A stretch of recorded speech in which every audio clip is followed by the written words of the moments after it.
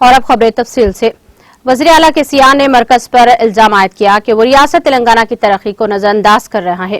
कानून साज असम्बली में सवाल व जवाब के पेशे सेशन के बाद राममलपा मंदिर को आलमी सकाफती विरसे के इमारत के तौर पर तस्लीम करने के मसले पर वज़ीर आला ने कहा कि मरकज को तेलंगाना की परवाह नहीं है। उन्होंने कहा कि तेलंगाना अजीम सकाफत, तारीख, रवायात और अजीम फन का मरकज है।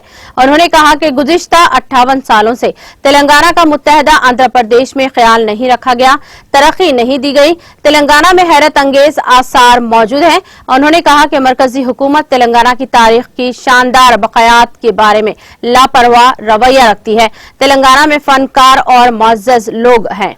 वज़ीर आला ने मुख्तलिफ मामलात में तेलंगाना को नजरअंदाज करने पर सख्त नुक्ताचीनी की।